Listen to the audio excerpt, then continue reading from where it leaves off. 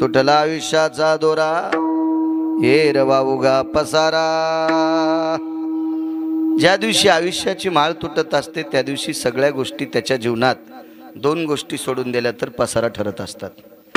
दोन गोष्टी कोणत्या? आपण केलेला परमार्थ आणि आपण केलेलं सत्कर्म। मग सत्कर्माच्या यादीत बरीच कामं येऊ शकतात। आईवडिलांची सेवा असते, सामाजिक बांधिलकी असते, काय अशा पुण्याच्या जे काही कामं असतील ही सगळी सत्कर्माच्या यादीत येऊ शकतात। मग पंढरपुरातल्या मालकाचं, काशीतल्या मालकाचं केलेलं भजन आणि आपण केलेली चांगली कामं ही दोन गोष्टी जर सोडून दिल्या तर बाकीच्या सगळ्या गोष्टी माणसाच्या जीवनात पसारा ठरतात। प्रॉपर्टी नसावा असा काही विषय नाही, प्रॉपर्टी किती असावी, पण ती मात्र आपल्यासाठी पुन्हा आहे, आपण गेल्याच्या नंतर आहे याच्यात मात्र शंका। ती शेवटच्या टप्प्यात आपल्या कसल्याही प्रकारची कामाची नसती। घर असो काही असो ते आपल्या कुठल्याही प्रकारचं कामाचं नाही। 4-2 कोटीचं घर जरी बांधलं तरी पोरं त्या बाथरूम मध्ये शेवटची आंघोळ घालीत नाहीत, कारण बाहेर आंघोळ घालतात, हा निसर्गाचा नियम आहे। हेर वावुगा पसारा, संपत्ती असेल, सगळ्या गोष्टी असतील, प्रत्येक गोष्टी त्या पसारा ठरत असतात। पद किती मोठे आहे, पगार किती आहे, समाजात मान सन्मान प्रतिष्ठा किती आहे, ह्या सगळ्या जरी गोष्टी असतील तरी ही सगळी लोक त्या दिवशी अंत्यविधीला येऊ शकतात, याच्या व्यतिरिक्त दुसरं कोणी काही करू शकत नाही। ये रवा उगा पसारा। मग बाकीचे लोक टाकोनी पळती रांडा पोरे अंती होती पाठ मोरे, या सगळ्यांना पळावं लागतं राजू। कारण असं आहे, माणसाचा आयुष्याची माळ तुटली रे तुटली की त्याचं प्रेतात रूपांतर होतंय, आणि प्रेतात रूपांतर झालं की त्याचा भूमीला भार होतोय। काढा काढा म्हणती याचा झाला भूमी भार। माणूस हा मृत्यू पावला की त्याचा जमिनीला भार कसला होतो। जोपर्यंत जिवंत आहे तोपर्यंत महिना 2 महिने 4 महिने बाजेवर पडलेला असेल तरी त्याबद्दल त्याचं करण्यासाठी लोकांना कंटाळा येत असेल, पण भार हा विषय नाही। पण ज्या दिवशी प्राणज्योत मालवत असते त्या दिवशी मात्र त्याचा मृत्यू लोकात भार होतो। कसा? येत प्रहराद्विजाय कळेषु येन काया सर्व दुरोतिजाम कीटकम कुर्मी भयरंध्राना जायते दूषितम कलयो। धर्म सिद्धांत सांगतो 2 प्रहराच्या नंतर त्या शरीरामध्ये शरीरासाठी पोषक असणाऱ्या पेशी त्या जीवाणूच्या रूपात प्रवेश करत असतात आणि त्याचे नाना प्रकारचे कीटक तयार होतात, दुर्गंधी होत असते, आणि ती दुर्गंधी बाकीच्या हयातीतल्या लोकांसाठी ती भार ठरती, वजन ठरती, लोकांसाठी घातक ठरती। म्हणून याचा झाला भूमिभार, त्या प्रेताचा भार होऊ शकतो। म्हणून सोयरे धायरी सगळे विचार करतात, काढा काढा म्हणती याचा झाला भूमिभार। ज्यांच्यासाठी आपण संपत्ती कमवली तीच माणसं म्हणतात आता सगळी पाहुणे रावणी आली, आपण यांना आता बाजूला बाहेर काढा। विठाला विठाला विठाला।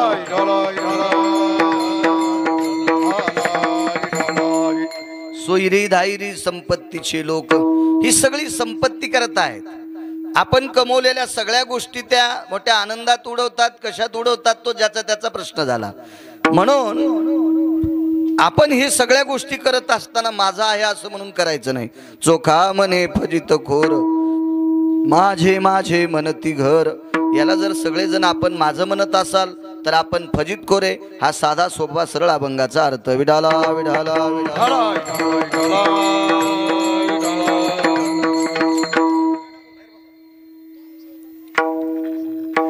मोठ्या श्रद्धेने, मोठ्या अट्टहासाने, मोठ्या असीम प्रयत्नाने वाढवा आवाज थोडासा, देव चांगलं करेल तुमचं। पुण्यस्मरणाचा कार्यक्रम आहे। वैकुंठवासी स्वर्गीय सर्वांना परिचित असलेले एक व्यक्तिमत्व, एक महान जाज्वल्य जिथं अन्नपूर्णेचं अधिष्ठान आहे, जिथे लक्ष्मीचं अधिष्ठान आहे, असे त्रिधारेचे देव, अशा देवांची ज्यांना सेवा घडली, साधना घडली। कारण ही लोक देवासारखी माणसं म्हणजे पुराणाच्या काही लोकोत्तर व्यक्ती उत्तरात जर बोलायचं झालं तर ती अवलिया संत होती, ती त्यागी लोक होती, ती योगी मुनी जपी तपी अनुरागाच्या यादीतली लोक होती ती. अशा संतांची सेवा आदरणीय वैकुंठवासी काकांना घडली. बऱ्याच वेळेस उकळदला त्यांच्या माध्यमाने मला नरसिंहाच्या मंदिरामध्ये कीर्तन करण्याचा योग फार वेळेस आला आणि तिथल्या मंदिराचं उत्खनन होणं, ते मंदिर जीर्णोद्धार करणं, ते मोठं करणं, त्याचा व्यास, त्या लोकांना एकत्रित आणणं, एवढं मोठं कंपाऊंड घेणं, ती सगळी जागा देवासाठी आरक्षित करून घेणं, बाकीतला तिथला विल्हेवाट टाळणं, हे खूप मोठं योगदान आदरणीय काकांचं होतं. आणि म्हणून तिथल्या लोकांनी त्यांचा हा श्रद्धाभाव लक्षात घेऊन एखाद्या वेळेस ज्याचे त्याच्या घरची लोक समाधी मंदिर बांधित असतील, कुलकर्णी काका ठीक आहे, पण त्या ठिकाणच्या लोकांनी देवासाठी इतकं ज्यांचं योगदान आहे अशा काकांचं त्यांनी सुद्धा तिथं मंदिर बांधावं, ही त्यांच्या कार्याची पोचपावती आहे. विठाला विठाला विठाला. एखाद्या नव्या नव्या ठिकाणी पुन्हा देवांची गादी तयार करणे, तिथले भक्तगण तयार करणे आणि त्या ठिकाणी गादी आराजित करणे, असे खूप काही कामं काकांच्या जीवनात आहेत. त्या आदरणीय काकांचं आज पुण्यस्मरण आहे. निश्चित देवाच्या स्थानी त्यांना गोड अशा प्रकारचं अधिष्ठान कायमस्वरूपी राहो आणि त्या अधिष्ठातून आपल्या सुपुत्रांना, आपल्या हयातीतल्या कुटुंबियांना पितृगयेतून, मातृगयेतून, पितृगयेतनं गोड अशा प्रकारचा आशीर्वादाची गंगा या कुटुंबावर राहो अशी पितृलोकांच्या चरणी प्रार्थना करतो आणि अभंगावर येतो. विठाला विठाला विठाला. धारेचे देव हे सिद्ध पुरुष होते. जया नाव नाही, जया गाव नाही, तरी कीर्ती दाटे दिगंतात पाही, असे सद्गुरु पाहोनी त्रिधारे, जनी वाहती अंतरी प्रेमवारे. ग्रंथ आहे महाराजांचा, त्याच्यातले काही अशा सहज एकदा वाचण्यात आलं, 4-2 वया लक्षात ठेवल्या. त्याच्यातली ही एक ओवी त्यांच्यासाठी अत्यंत गोड नाविन्य. मूर्तिमंत जाज्वल्य अधिष्ठान जिथं अन्नपूर्णेचं आहे, अशा देवांची सेवा काकांना घडली. काकांना पुनश्च धन्यवाद. विठाला विठाला विठाला.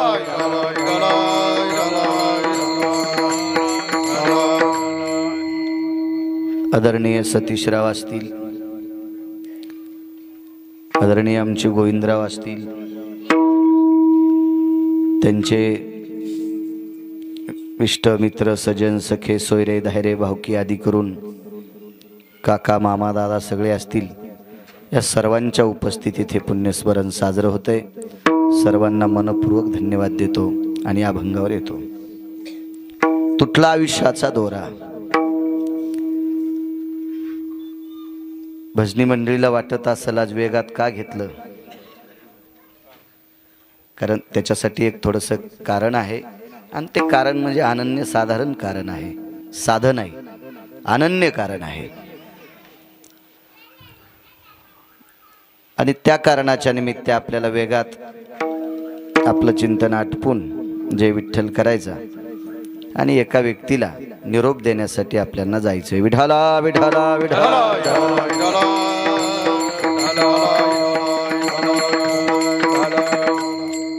तुटला आयुष्याचा दोरा. कल्पना आहे काही लोकांची, किंवा काही गोष्टींना आयुष्याची माळ तुटायची थांबू शकते का? कारण सगळ्या गोष्टी एका व्यक्तीकडे नसतात. प्रत्येकाकडे वेगवेगळी गोष्ट प्राप्त झालेली आहे. कोणाकडे संपत्ती आहे, कोणाकडे विद्वत्ता आहे, कोणाकडे भक्ती आहे, कोणाकडे काय असेल ते पद आहे, नाना प्रकारच्या गोष्टी असतात. जो तो आपोआपल्या पदावर आरूढ झाल्याच्या नंतर त्या त्या गोष्टीचा तो विचार करत असतो. मी मोठा पदाधिकारी आहे, मग मला यम का भेट नसल, अशी त्याची भूमिका आहे.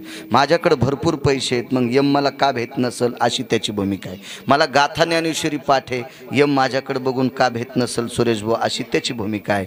मी वाऱ्या करतो, मी नामकं करतो, मी तमकं करतो, मी सामाजिक काम करतो, काय काय असेल ज्याचं त्याचं ते वैभव. मी आमका शास्त्रज्ञ वगैरे असं नाना प्रकारचं काय ज्याच्याकडे ते नाविन्य असेल गाठोडं, त्या गाठोड्याच्या बळावर त्याची ती फुरफुरी चालत असते. पण माझ्या अष्टादश संतांनी सांगितलंय तिथं काही चलत नाही. तेथे न चले काही, सत्ता संपदा राहील ठाईच्या ठाई.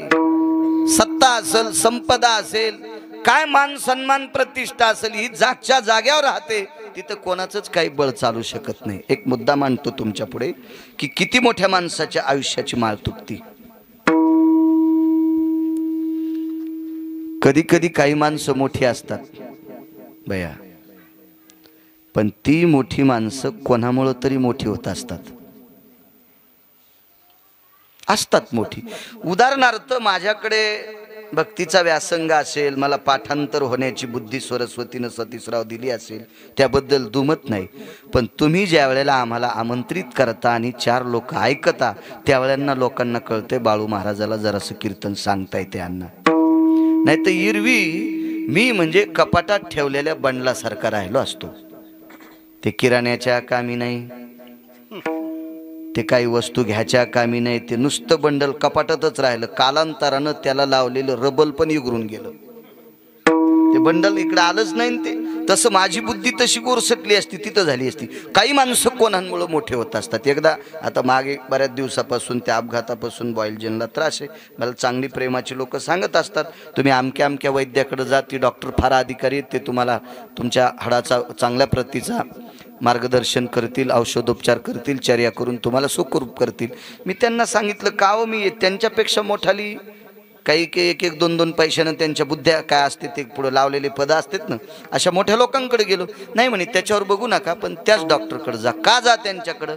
या देशाचे वैकुंठवासी स्वर्गीय अटल बिहारी वाजपेयी त्यांचे गुडघे त्यांनी दुरुस्त केले. दृष्टांत कळाला. डॉक्टर मोठेच होते, पण एक मोठी व्यक्ती त्यांच्याकडे गेल्यामुळं ती मोठी झाली. हा धर्म सिद्धांत आहे, हा नियतीचा नियम आहे. एखाद्या वेळेस एखाद्या क्षेत्रात उंच गाजलेला व्यक्ती एखाद्या व्यक्तीकडे गेला की त्या व्यक्तीचं मोठेपण वाढत असतं, हा निश्चित ठरलेला विषय. मला सांगा, विदुर काकाच होते, ते अधिकारीच होते, पण विदुर काकाकडे भगवान उद्धवाला सांगायचे, उद्धवजी चल विदुरा घर जावे, बडे बडे मंदिर कोण काम के. उद्धवा चला जाऊ विदुरा घरी, आपण चला त्यांच्याकडे जाऊ. म्हणजे भगवान विदुराकडे जात होते, याचा अर्थ विदुर फार मोठे होते, फार मोठे होते. हा नाविन्य. जे विश्वास बऱ्याच लोकांनी भजन केलं, पण भक्तीचं स्तोत्र किंवा स्तुतीचं स्तोत्र एकाच व्यक्तीचं आवडलं, त्याचं नाव सुदामदेव आहे. की ज्याला गाव सुद्धा सोन्याचं द्यावं, किंवा ज्याच्याकडे स्वतः जगाच्या मालकाने जावं. किती मोठी ताकद असते, किती नाविन्य असेल. स्वतःच्या आसनावर बसवावं, स्वतःचा पितांबर नेसण्यासाठी द्यावं, स्वतः पळत महाद्वारापर्यंत जावं, येशीपर्यंत जावं. हे एक मोठेपण असतं. आणि ज्या वेळेला मोठी व्यक्ती एखाद्याच्या पुढे जवळ अशी लव लव लव लव करत असते, त्यावेळेला ती व्यक्ती मोठी आहे असं समाजाचा सिद्धपणा साजरा होत असतो. विश्वाचा मालक, पंढरपुरातला मालक आहे, जगाचा मालक आहे, ब्रह्मांडाचा चालक आहे. तुमच्या माझ्यावर ज्याची सत्ता आहे त्याला जगाचा बाप म्हणतात. मग असा नाविन्यपूर्ण विश्वाचा मालक शिकण्यासाठी एका व्यक्तीकडे गेला. त्या व्यक्तीचं नाव होतं महर्षी सांदीपनी. शैक्षणिक क्षेत्रातलं टोकाचं रत्न, फार मोठं रत्न शैक्षणिक क्षेत्रातलं. महर्षी सांदीपनींसारख्या विशाल व्यापक बुद्धीचा व्यक्ती आता पुन्हा होणे नाही. फार मोठी व्यापक बुद्धी. शस्त्रविद्येच्या युद्ध प्रासंगिक कलेसाठी या विश्वात फक्त 3च लोक मोठी झाली. एक त्रेतायुगात राजा दशरथ झाले.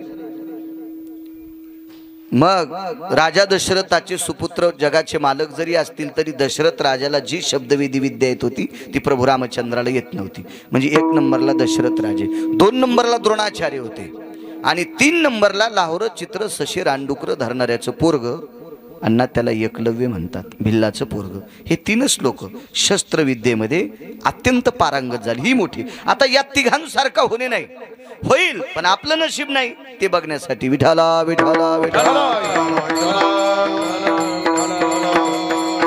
तसं शैक्षणिक क्षेत्राच्या प्रणालीमध्ये महर्षी सांदीपनी एक टोकाचं रत्न होतं की जिथं सरस्वती सुद्धा मांडूल होतं। एरवी आपण काय म्हणतो, एखाद्या मुलानं जर एखादा चांगला पाठ वाचिला, एखादी कविता वाचवली की एखादं, आता काल छत्रपती शिवाजी महाराजांचा प्रगट दिन जन्मोत्सव झाला, त्या दिवशी एखाद्या 5वीच्या विद्यार्थ्यांना असं जर चांगलं भाषण केलं तर सगळी लोक म्हणते नाही नाही नाही, सरस्वतीची कृपा आहे त्याच्यावर, सरस्वतीची कृपा, काय वाणीची कृपा आहे हो, ते बोलतंय किती किती गोड किती गोड। मग या सर्व गोष्टीमध्ये आमच्यासारखा कीर्तन करतो, ते प्रमाण पाठ झालं, आमकं झालं, एखादा हे करतो, एखादा पक्वाद वाजवतो, नाही त्याच्यावर आमकी कृपा आहे। महाराज ही सरस्वती ज्यांच्या पुढे मान डौलत होती ते महर्षी सांदीपनी होते, वारकरी बुवा सांदीपनी होते। आणि त्यांच्याकडे पंढरपुरातले मालक 12 वर्ष काही दिवस शिकायला गेले। आता तर मानावं लागेल ते मोठे होते म्हणून। जिथं जगाचा बाप ज्यांच्याकडे शिक्षणाकरता जातो ते किती अधिकारी असतील कल्पना करा। तुटला आयुष्याचा दोरा सांगतोय। 12 वर्ष शिक्षण झालं, नंतर गुरुदेवांचं दर्शन घेतलं, येतोय गुरुदेव या म्हणे, काही गुरुदक्षिणा देऊ नकोय म्हणे। तर भगवंतानी उद्धवाच्या हाताने सांदीपनींना एक प्रश्न केलता, गुरुदेव मी जगाचा मालक आहे। उद्धव सांगतात सांदीपनींना, भगवान हे विश्वाचे मालक आहेत आणि तुम्ही जे नामचिंतन करता ते त्याचंच करता। सांदीपनी भजन तरी कोणाचं करायचे, त्याचंच। मग तुम्ही ज्याचं भजन करता तो तुम्हाला प्रसन्नपणानं देत आहे तर तुम्ही नाकारलं का? उत्तर काय दिलं असेल कल्पना करा। डोळ्यातून पाणी आलं आणि महर्षी सांदीपनीनं सांगितलं, तो माझ्याकडे शिकलाय, याच्यापेक्षा गुरुदक्षिणा दुसरी कुठलीच नाही। हे ब्रह्मांड जरी माझ्या नावचं केलं असतं ना तर लोक मला श्रीमंताच्या यादीत म्हणले असते, पण तो माझ्याकडे शिकलाय याचा असा उद्देश आहे की जगात माझ्यासारखा विद्वान कोणी नाही, की जिथं माझ्याकडे देव शिकायला येतो, देव शिकायला येतो। काय नाविन्य असतो काय काय लोकांच्या जीवनात, नको म्हणजे कृष्णा मला, या तुम्ही या। भगवान महर्षी सांदीपनींच्या धर्मपत्नीचं दर्शन घेतलं। सात्विक सदाचारी पुण्यशील माऊली होती। जीवनात कधी बी बाईनं प्रपंचाचा गाडा ओढत असताना कमी अधिक खाचकळगे संसारात असतात, जसे नदीला चढ उतार असतात। जमीन किती भारीची घ्या, पाणी एका कोपऱ्याला वाहतच, मग तिकून लवण होतंय, बराच टाकावं लागती, चर काढावं लागतो, एखाद्या कोपऱ्यात चिबडतं, एखादा माथा असतो। सरळ बिस्किटासारखी चौकोपरी जमीन कशी होईल मी तर शेतकरी। तुम्ही किती जरी करण्याचा प्रयत्न केला तरी पण अर्धा टक्का 2% कुठेतरी कोपऱ्या कोपऱ्यात लवण चवण होतच असतं। तसं संसारात खाच खळगे असतात आणि हे खाच खळगे बुजून सरळ जर चालता येत असेल तर तिला म्हणायचं पत्नी आणि त्याला म्हणायचं पती। संसार या रथाला पती आणि पत्नी हे 2 रथाची चाकं आहेत। हे जर खालीवरी झाले तर गाडी उलथती, गाडी कानी होत असते। तुम्ही एक लक्षात घ्या, कानी झालेल्या गाडीचे बैल रस्त्यानं चालतात आणि चाक बाहेरून चालतंय। कानी झालेली गाडी बैलगाडी सांगायलो, तिचे बैल रस्त्यानं चालतात पण गाडीचं एक चाक रस्त्याच्या बाजूनं चालतंय। याचा अर्थ बैलाचा दोष नाही, हाणणाऱ्याचा दोष नाही, गाडी कानी, गाडी कानी। संसारातला एकही व्यक्ती जरी काना झाला तर अख्ख्या संसाराची गाडी नदीत जात असते आणि त्यातली त्यात सर्वात मोठं काने पण या विश्वातून तुमच्यावर आरोप करतोय असा माझा काही हे नाही, पण आईसाहेब बऱ्यापैकी लोकांचं बहुमत तुमच्याकडे येतंय। शक्यतो बाईनं स्वतःच्या जिभेतलं विष मालकाच्या कानात कधीच टाकायचं नाही। बाईनं स्वतःच्या जिभेतलं विष मालकाच्या कानात टाकलं की फार मोठा गाडा नदीत जात असतो, फार मोठा गाडा। कधी कधी ह्या गोष्टी लक्षात ठेवायच्या असो। आणि मग संसारात ज्याला पत्नी सात्विक भेटली का त्याच्यासारखा जगात सुखी आणि आनंदी कोणीच नाही। माझ्या देहूतल्या मालकांचं वाक्य, कर्कशे संगती दुःख उदंड फजिती। ज्याच्या जीवनात पत्नी कर्कश आहे का त्याच्याकडे किती अब्जानं कोटीनं खर्व निखर्व पद्म शंखू असू द्या, शंखू असू द्या, शंखू एकावर 18 पूज्य 19 पूज्य म्हणलं की शंखू असतात, तेवढी प्रॉपर्टी असू द्या तरी पण त्याला सुख नाही, सुख नाही। त्याच्यासाठी प्रपंचात शब्द उचलणारी पत्नी असावी, शब्द झलणारी पत्नी असावी, शब्द तुडीनारी नसावा। मानी भ्रताराची बोली, मानी भ्रताराची बोलीन धन्य जगीती माऊली। याचा अर्थ असा नाही की मी बायकांना बोलतोय माणसांनी अण्णा कसं बी वागावं, असं नाही। माणसाला सुद्धा नियम आहेत, त्याला सुद्धा एक चौकट आहे, त्याला सुद्धा एक पारदर्शकपणा आहे, त्याला सुद्धा काचेसारखा नितळपणा आहे, त्यानं सुद्धा चुका करणं कामा नाही। पण शक्यतो ढोबळ चूक केलेली पुरुषांची लक्षात येत असती, कधी कधी महिलांची चूक इतकी बारीक असती, इतकी बारीक असती की ती सूक्ष्मदर्शकाखाली दिसत नाही. सूक्ष्मदर्शकाच्या एखाद्या यानं जरी पाहिली तरी ती दिसत नाही, मात्र तिचा स्फोट म्हणा, त्याला रिॲक्शन म्हणा, हे मात्र त्याचं तात्काळ जाणवल्या जाते. म्हणून काही काही गोष्टी मार्मज्ञात असल्या पाहिजे. महर्षी सांदीपनींची पत्नी धर्मशील, पुण्यशील, पावन, सात्विक, सदाचारी, विवेक संपन्न होत्या. भगवंतानी दर्शन घेतलं, पाठीवर थाप टाकली. काय करूया? काही नाही म्हणे. आईसाहेब मला जावं लागतंय. जा. माय पाठीवर थाप टाकली. पुन्हा एकदा थाप टाकली. अनिष्टोस्थित मंगलाहा. काय ताकद होती बाईच्या हातात. बाईनं सांगितलं, कृष्णा मी तुला आशीर्वाद देते की तू चुका केल्या तरी त्याच्यात यशस्वी ठरशील. मामा तू चुका जरी केल्या तरी यशस्वी ठरशील. देवानं चुका केल्यावर त्याच्या यशस्वीच्या स्वरूपात चुका घडत्याल, यशाच्या पायरीवर त्या चुका ठरत्याल, असा आशीर्वाद द्यायची जिच्यात ताकद आहे ती सांदीपनींची पत्नी. काय हातात पावर असेल राजा होत्या. आणि केल्या चुका 19 चुका घडल्या भगवान परमात्म्याच्या हातानं. वाटेल त्या तशा काही उपचुका बऱ्यापैकी आहेत, पण त्याच्यात यश संपादन झालं, अपयश कधीच आलं नाही. दुर्योधनाला मारत असताना चुकीच्या पद्धतीने मारलं, हे नियतीच्या बाहेरचं मारणं होतं. म्हणजे धर्म सिद्धांतामध्ये, वेद सिद्धांतामध्ये, शास्त्र सिद्धांतामध्ये, पुराण सिद्धांतामध्ये, मुनी सिद्धांतामध्ये, ऋषी सिद्धांतामध्ये, योगिक सिद्धांतामध्ये, तपी सिद्धांतामध्ये या लोकांच्या मतात हे मत बसत नव्हतं. कारण दुर्योधनाला कमरेच्या खाली गदा मारणं ही युद्ध प्रणालीची नीती नाही. काम पंढरपुरातल्या मालकानं 100% चुकीचं केलं, तरी पण यशच प्राप्त झालं. बाईचा आशीर्वाद बाईचा. राग आला बलराम दादाला. दादा त्यांचे मोठे भाऊ होते. राग आला, पण दादाला कसं शांत करायचं ते तिच्या आशीर्वादावर दादा शांत झाले. चुक होते काही काही गोष्टी असो. मग ह्या सगळ्या गोष्टीचा आशीर्वाद लागतो. ती बाई इतकी अधिकारी. भगवंतानं सांगितलं, आई साहेब दक्षिणा काय देऊ?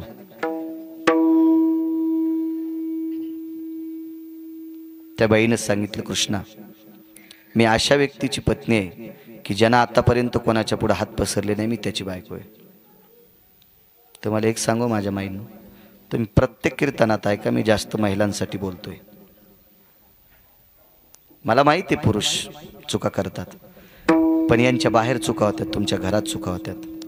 पुरुषानं बाहेर जर चूक केली तर एखाद्या वेळेस कोणाचं वाजल किंवा त्याचं वाजल अण्णा, पण घरात स्त्रीनं चूक केल्याच्या नंतर अख्खा संसार वाजत असतो हे मात्र निश्चित आहे. आणि पुरुषाच्या चुकीने एखाद्या वेळेस मोठी वाजत असतात, पण स्त्रीच्या चुकीमुळं बाल संस्कारातली लोक वाचतात. उद्या देशाची पिढी मातीत जाऊ शकते. याच्याकरता स्त्रीनं चुका करणं कामा नये. आणि त्यातली त्यात महाराष्ट्रातल्या मराठवाड्यातल्या बायका हे कोणाचंही ऐकतात, कोणाचं ऐकतात. काल परवा 10-15 जणी मेले. हो, काय माझं मत श्रद्धा असावी, पण इतकी आंधळी श्रद्धा नसावी की त्या श्रद्धेनं जीवन मातीत जावा. ज्ञानोबाराय तुकोबारायच्या राज्यातल्या लोकांनी बास्कळपणा डोक्यावर घेणं, मला असं वाटतंय चपला डोक्यावर घेतल्यासारखं आहे. आपण फार मोठ्या राज्यातली माणसं आहोत. अहो, ज्या राज्यामध्ये निवृत्तीनाथाच्या रूपाने प्रत्यक्ष शंकर आहेत, सदाशिवाचा अवतार आणि स्वामी निवृत्ती दातार, ज्या राज्यात विष्णूच्या रूपाने ज्ञानोबा आहेत, ज्या राज्यात विष्णूच्या रूपाने तुकोबा आहेत, ज्या राज्यात विष्णूच्या रूपाने नाथबाबा आहेत, भानुदासाचे कुळी महाविष्णूचा अवतार सखा माझा ज्ञानेश्वर, मने रामेश्वर भट्ट दिजा आणि तुका विष्णू. काय काय काय कोण्या राज्यातली लोक आहेत आपण? काय नाविन्य आपल्याकडे? मला सांगा, ज्या बाईच्या घरी शरबती गहू पिकतात तिनं मुद्दाम कोपनच्या गावाचं पीठ आणून चपात्या नवऱ्याला केल्या. किती येडीपण आहे, उकांडा भरला डोक्यात तिच्या. शरबती गहू 200 क्विंटल झाले माहिती आहे इथं, आणि तू कशाला ती आणली ती गहू दुसऱ्याची? नसल्यावर कोणते खाय, कन्या खाय, आंबाड्या खाय, पण शरबत येत ना तुझ्या इथं. वाघीन जाणल्यावर शिपात दूध आणलं, शिपीमध्ये वाघीन जाणल्यावर शिपीत दूध आणलं गाढवाचं. गाढवीन दूध देतील. आता एक गाढवीन घेऊन लोक फिरायले. तो प्राध्यापकला ऐकत नाही माणूस. त्याला काय लिहिलेला चेक आहे त्या प्राध्यापकला? 1,00,000 1,15,00,000 लय पुढचा असेल तर 1,80,000 95,000 2 लाखापर्यंत. त्याचं 5 ग्रॅम दूध, गाढविणीचं 5 ग्रॅम दूध 200-200 रुपये 300-300 रुपयाला द्यायला लागले. काय झुकती दुनिया झुकाने वाला चाहिए. आणि त्यातली त्यात मराठवाड्यातले लोक कोण्याही नालायकाचं ऐकून झुकते. विठाला विठाला विठाला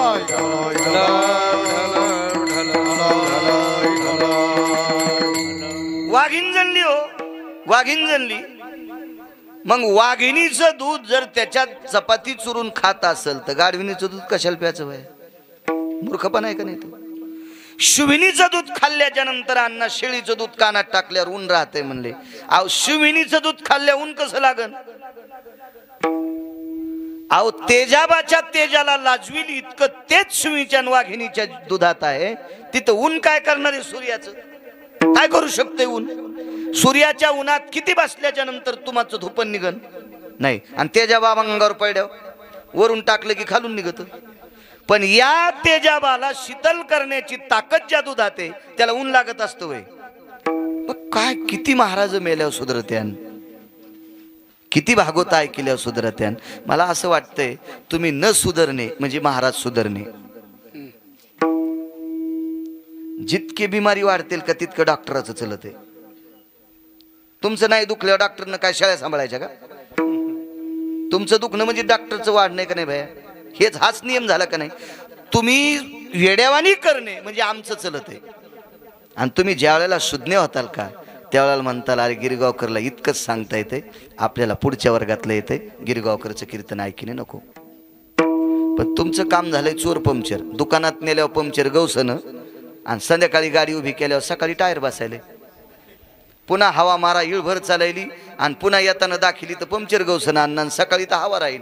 असं बारीकसं पंक्चर आहे. इकून ऐकलं तिकडे गेलं काही मिळच नाही त्याला. त्याच्यामुळं काही सगळं आंधळी बघती आपली आंधळी. काही सीमा नाही त्या गोष्टीला. डोळसपणा असला पाहिजे माणसाच्या वृत्तीमध्ये. काय सांगत होतो? सांदीपनींची धर्मपत्नी काय अधिकारी बाई होती, कल्पना करा. भगवान म्हणतात आईसाहेब तुम्हाला काही देऊ का? नकोय म्हणले. लक्षात ठेव, लक्ष्मीचा पती जिच्या मालकाकडे शिकतोय, लक्ष्मीचा नवरा, पती हा शब्द राहू द्या साध्या भाषेत बोलतोय, लक्ष्मीचा नवरा जिच्या मालकाकडे शिकतोय किंवा लक्ष्मीचा नवरा जिच्या नवऱ्याकडे शिकतोय, अशा नवऱ्याची मी बायको आहे. मला काय पाहिजे तुझ्याकडनं? नकोय, ये तू ये म्हटल्याच्या नंतर भगवान निघाले. पण आईसाहेब रडू लागल्या. भगवंताच्या लक्षात आलं गुरुदेवांनी मागितलं नाही याच्याकरता आईसाहेब मागत नाहीत, पण आईसाहेबाला काहीतरी मागायचंय पण आपलं नाव जाईल याच्याकरता त्या मागत नव्हते. कधी कधी प्रतिष्ठेचा प्रश्न असतो. हो,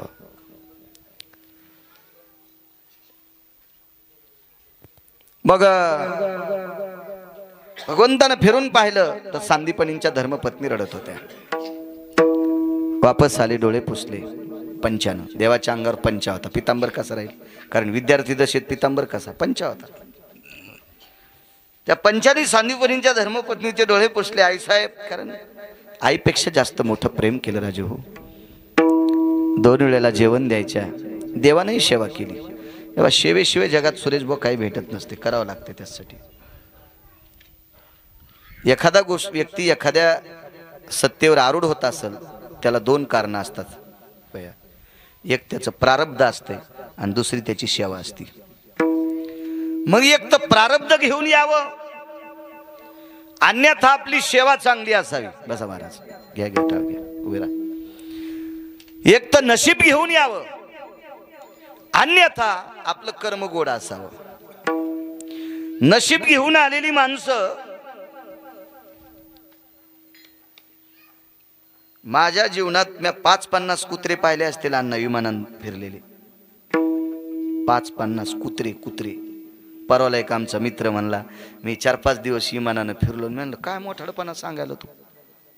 अरे तू ज्ञानोबर आहे, तू कोबरायचं वारकरी, तू या टपराच्या विमानात फिरला तू गिरगाव करायला सांगायला? अरे माझ्या मित्राचे कितीतरी कुत्रे विमानात, कितीतरी कुत्रे विमानात. परवाला 1,18,000चं कुत्र मलेशियाहून आणले मित्रांना, आमच्या मलेशियाहून आणले. आणि ती त्याचं तिकीट काढावं लागतं ना वाटते. कुठलाही जीव तसा आणता येत नसतो बिना पैशाचा. मग विचार करा बरं किती नशिबान कुत्रा असेल ते. आणि 92 एकर जमीन कमिली त्या आमच्या मित्राच्या वडिलांना. त्यानं विमान चित्रात पण पाहिलं नाही आणि त्याच्या पोरानं कुत्र मलेशियातून भारतात विमानात आणलं. मग सांगा 92 एकर कमीनारा नशिबवान का त्याच्या पोरानं आणलेलं कुत्र नशिबवान? प्रारब्ध घेऊन यायचो. प्रारब्ध सर्वात मोठं आहे ना. नशीब लय मोठं आहे सुरेश भाऊ. नशिबासारखं जगात कुठलंच मोठं नाही. ललाटीचे लिहिले न पुशे काही केले, अन्नमान धन हे तो प्रारब्ध आधीन. तुम्हाला एक सांगतो, एकदा बैल जोड घेतला मी, नादे शेतीचा बैल जोड घेतला. चांगला जोड होता, मस्त जोरदार जोड होता. पैसे गिशे भरपूर दिले होते बी जवळ कीर्तनाचे. माणसानं खरं सांगावं आहे का नाही, होते पण अन्न भरपूर. इतका जोड चांगला, इतका जोड चांगला. पण एक बैल जरा पाय फिरून टाकायचा. एक पाय त्याचा कधी मधी फिरायचा, नेमकं कापसाचं झाड पायाखाली जायचं. अरे म्हणलं हे कामाचं नाही. तो काढून टाकला, दुसरा घेतला. अख्खं गाव बैल पाहायला आलत. म्हणजे ज्याला बैल कळते ते, हो, ज्यांना बैल कळते ते. बैल येत नसते, वाक्य कळालं? ज्याला बैल कळते ते बैल पाहायला येत असते, बैल येत नसते. हो, मग आले बैल चांगले, बैल चांगले, बैल चांगले. आमच्या घरातली एक म्हणली, काय बैल येत, काय बैल नशिबवान आहेत.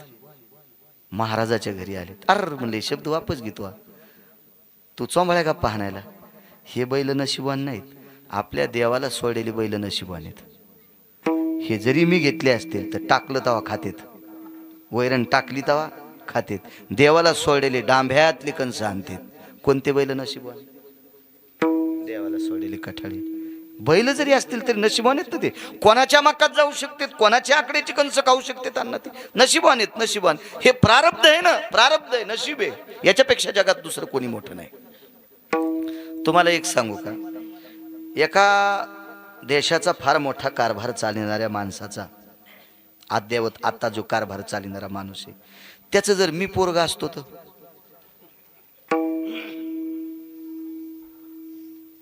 मी तुमच्या गावात यालो म्हणून मुंबईपासून रस्ते चेक झाले असते. मी ज्या गाडीत बसून आलो ती गाडी जर उंच असती तर वरून जाणाऱ्या लाईटा तुटल्या असत्या. त्या माणसाचं पोरग आलंय, ही लाईट फाईट तोडून घ्या वरच्या. तुटल्यान काही वेळेस लाईना झालं असतं का नाही? आहे का आपल्या हातात ते? नाही. हो वाटत नाही का? नाही, पण प्रारब्ध लागन ना, प्रारब्ध लागन, प्रारब्ध. हे बघ, नशीब इतकं विचित्र आहे, त्याची झोले घ्यायचे नाही. 4-2 पुस्तकं शिकलेले म्हणतात मी नशीब मानित नाही. नको मानू न सुंबळ्या, तुला कोण म्हणतंय मान? आणि तू न मानल्याने एखादी गोष्ट सिद्धाच्या बाहेर जात असती काय? ती सिद्ध सिद्धच आहे ना. तू असिद्ध करणारा कोण नाटकी वारकरी? वो आपल्या गोष्टीनं असिद्ध होत नसती, सिद्ध आहे. मी 1-2 वेळेस सांगितलं होतं.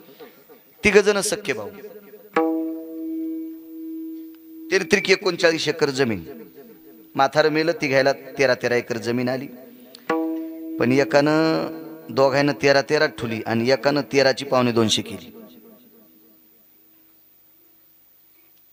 एकानं 13 एकरची 2.25 केली आणि दोघांना 13 ठुली. तिघायत 2 मुलं, एकाला काय नाही. ज्याला 2.25 त्याला 1 मुलगा, ज्याला 13 आहे त्याला 1 मुलगा, आणि ज्याला 13 आहे त्याला काय नाही. त्याने विचार केला आपली 13 त्याला द्यावा. 13 दोन्ही 26 होती, आपल्याला सांभाळीन. चुलत्याची घेतल्यावर त्याला किती झाली? 26. यानं कोणाचीच न घेता किती झाली? 2.25. हे गेलं आणि मेलं, याची पुन्हा कोणाला गेली? 26 एकर. ती 26 आणि ही 2.25. ते कुठं भारताच्या सीमेवर बंदूक घेऊन गेलत? हे तिरुपतीला गेलं आणि त्या डॅम मध्ये बुडालं, पुन्हा वापस नाही आलं. ही 2.25 कोणाला आता? त्याला. हे ललाटीचे लिहिले न पुशे काही केले. काही गोष्टी प्रारब्ध. मी 2 गोष्टी माणसानं सिद्धात्वात असावं. एक तर प्रारब्ध असावा, अन्यथा सेवा असावा. सेवेचं बळ इतकं मोठं आहे, सेवेचं बळ इतकं मोठं, इतकं मोठं बळ आहे. सुदाम देवाची सेवा होती. भाळी सुदामजीच्या लिहिले विधीने भीक मागावे. ब्रह्मदेवानं सुदाम देवाच्या कपळावर लिहिलं तुम्ही भीक मागाव. बाई मागत नाही याच्यावर सांगतोय, बाई मागत नाही कृष्णाला याच्यावर सांगतोय. हो, भाळी सुदामजीच्या लिहिले विधीने भीक मागावे. पण कर्म इतकं गोड झालं, विधी लिखिता ते मोडून लिहिले प्रभूने भीक न मागावे. मालकानं लिहिलं गोविंदराव आता तू भीक नाही मागायचं, भीक नाही मागायचं, भीक नाही मागायचं. गाव सोन्याचा दिला, गाव सोन्याचा. का? कर्म चांगलं होतं. आणि ज्याचं कर्म गोड आहे का त्याला भेटत असतात. कल्पना करा, अर्जुनातला आणि एकलव्यातला कर्माचा फरक सांगतो. अर्जुन हे प्रारब्ध घेऊन क्षत्रियाच्या कुळात आला, मागचं पुण्य क्षत्रियाच्या कुळात आला. अर्जुन हे प्रारब्ध घेऊन द्रोणाचार्यांचा शिष्य झाला. अण्णा प्रारब्ध आहे, प्रारब्ध आहे. अण्णा अर्जुन हा प्रारब्ध घेऊन पंढरपुरातल्या मालकाचा मेवना झाला. सुभद्रा त्याची बहिणी मालकाची मेवना झाला. किती मोठं प्रारब्ध असेल. आणि एकलव्याचं प्रारब्ध खोटं लाहोर चित्र सशे धरणाऱ्याच्या कुळात जन्माला आला. पण अर्जुनानं जिवंत द्रोणाचार्याची साधना केली आणि त्यानं मातीच्या द्रोणाचार्याची साधना केली. पण शेवा इतकी घडली, अर्जुनाचा नंबर 3रा नाही, एकलव्याचा नंबर 3रा आहे. अर्जुन कोणाच्या आधीत नाही, कोणाच्या आधीत नाही. काय श्रेष्ठ इथं कर्म. मग एक तर माणसानं काम चांगलं करावा, अन्यथा नशीब घेऊन यावा, आणि नशीब घेऊन आल्यावर काम चांगलं करावं. माझं मत आहे प्रारब्धानं एखाद्या वेळेस जरी बैल झालो तर टायमाला वैरण टाकणाऱ्याच्या दारात व्हा. नाही तर आपण बैल हो आणि ऊसाच्या गाडीचा हो. मग ऊसाच्या गाडीचा बैल झाल्यावर किती मस्त हानते ते तर तुम्हाला सांगायची गरज नाही. तुमच्या परिसरात कॅनल हे असल्यामुळं ऊसगीचं तुम्हाला माहिती आहे. आणि किती बैल मस्त कणतेत चालताना हे पण तुम्हाला ज्ञान आहे त्याचं. प्रारब्ध. चला, त्या बाईनं सांगितलं, कृष्णा लक्षात ठेव, मी महर्षी सांदीपनींची पत्नी, मला काही नको. पण रडत होत्या. वापस आले, स्वतःच्या पंचाचा कोपरा बाजूला केला आणि महर्षी सांदीपनींच्या पत्नीचे डोळे पुसले. आईसाहेब रडतात. हो म्हणे, तू चालला. आईसाहेब मी येत जाईन ना पुन्हा पुन्हा. तो प्रश्न नाही रे बाळा. तू ज्या वेळेला आम्ही आठवण करू त्यावेळेला येशील, त्याबद्दल दुमत नाही. पण पंचायत या गोष्टीची. माझा मुलगा काही दिवसापूर्वी समुद्र स्नान करत असताना मृत्यू पावला. समुद्र स्नान करत असताना माझा मुलगा ज्या वेळेला मृत्यू पावला त्यावेळेला मला दुःख याच्याकरता झालं नाही, कारण मी तुला पाहत होते. तुला बघितल्याच्या नंतर मला तो दिसत होता. पण आता तू गेल्याच्या नंतर मी त्याला कोणात पाहू याची चिंता पवार मामा. भगवंतानं सांगितलं, आई साहेब परत करू का? कोण माय पोरग नको म्हणणारी? कोण अशी बाई आहे की जिला मुलगा नको वाटतोय? अशा 28 स्त्रिया आहेत बरं का, त्यांना पोरग नको वाटत होतं, नको वाटत होतं. धुंदुककारी नावाचं पोरग माईला नको वाटलं, धुंदुलीला नको वाटलं, नको वाटलं, नको वाटलं. त्याच्यातली एकच सांगतो, पुन्हा कधी गेल्या एखादी सांगू. एवढी लक्षात ठेवली तरी बस झालं. योग असा आला, भगवान शिवजींना आमंत्रित केलं आणि मग हे सगळं पुण्य एकवटल्याच्या नंतर परत केला मुलगा. मृतपुत्र जीवविला, सांदीपनींचा पुत्र पुन्हा परत आणून दिला. पुण्य होतं, सात्विकता होती, कर्म होतं, काय असेल ते देवाला आपलं टोक तिथपर्यंत बुद्धी पुरत नाही. पण कालांतरानं भगवंत द्वारकेमध्ये अधिष्ठित झाले, पांडवांचा संसार थाटला आणि एके दिवशी निरोप आला, महर्षी सांदीपनींचा पुत्र गेला. अंत्यविधीला जाता नाही आलं, पण अस्थी संचयाला गेले. आपण त्याला राग भरणे, राग सावडणे असं म्हणतो. त्याला गेले. त्या ठिकाणी ज्या वेळेला भगवान गेल्याच्या नंतर राखेला हात लावला, बाजूला बसले. खरं तर राख पवित्र असते बरं का, प्रेत पवित्र नसते, राख पवित्र असते. तुका म्हणे रक्षा झाली आपे आप आणि उजळला दीप गुरु कृपे. म्हणून तुमच्या माझ्यासारख्याने राखाला हात लावल्यावर तिच्या गोमूत्र आणि गाईचं दूध टाकीत असते. राख ते एकदा अग्निरूप झालं की ते पवित्र होत असते. आपण हात लावतो म्हणून अपवित्र आहे ते, आपण हात लावतो याच्याकरता अपवित्र आहे. आपल्याकडे बऱ्यापैकी असे काही काही नियम जे शास्त्राला, वेदाला, पुराणाला मान्य नाहीत, ते आपण करतो, ते करतो आपण. प्रेत फिरवायची वस्तू नाही, प्रेत फिरवायची वस्तू नाही. उदाहरणार्थ, जर आपल्या इकडे जर मृत्यू पावलेला माणूस माजलगावच्या तिकडे जर नेऊन माती करायची असेल तर शास्त्र त्याला निषेध म्हणते. प्रेतानं गंगा कधीच ओलांडायची नाही, असा धर्माचा सिद्धांत आहे, पुराणाचा सिद्धांत आहे, कर्मकांडाचा सिद्धांत आहे. काय नसतं आपल्याला, कुठलं काही माहिती नसती, काय नसती. कोणी यानं सांगावं, त्यानं हे केलेलं, ते केलेलं, तिथं पवित्र, इथं पवित्र, इथं अपवित्र, हे कोणीतरी सांगायचं छटाकभर साखऱ्या घेणाऱ्यानं, म्हणजे बारीकशा बुद्धिवाल्यानं. त्यांचं सांगून आपण ऐकायचं, हे मूर्खपणाचं टोक आहे. काही भाकडवाद ऐकिनं हे सुद्धा मूर्खपणाचं टोक आहे. पाहुणी ग्रंथ करावे कीर्तन, एक तर आपण स्वतः वाचावा, अन्यथा ज्यानं ग्रंथाचा अभ्यास केलाय त्याचा ऐकावं वारकरी बुवा. मधल्या लोकांचं ऐकल्यानं आपली फजिती होत असते. प्रेतानं गंगा कधीच ओलांडायची नाही हा सिद्धांत आहे. रात्री मला हेच कीर्तन होतं. एक सोन्याचे दुकानदार होते परांड्याला. तिथून पुढे त्यांचं 20-22 किलोमीटर नाडी नावाचं गाव होतं. पुढे त्या नाडी नावाच्या गावात रात्रीचं कीर्तन झालं. राजा दशरथाच्या अस्थी प्रभू रामचंद्र परत येईपर्यंत ठेवल्या होत्या. आता हे मुद्दे तर याच कीर्तनात सांगावं लागतील, दुसऱ्या कीर्तनात कसं सांगता येईल. प्रभू रामचंद्र परत येईपर्यंत कौशल्या मातेनं एका घरामध्ये लाल कपड्यामध्ये एक मडकं बांधलं, त्याच्यामध्ये त्या अस्थी ठेवल्या. प्रभू रामचंद्र परत आल्याच्या नंतर प्रभू रामचंद्र, लक्ष्मण, भरत, शत्रुघ्न, सीता, उर्मिला, श्रुतकीर्ती, मांडवी या 8 जणांच्या हातानं ती राख शरयूमध्ये विसर्जित केली.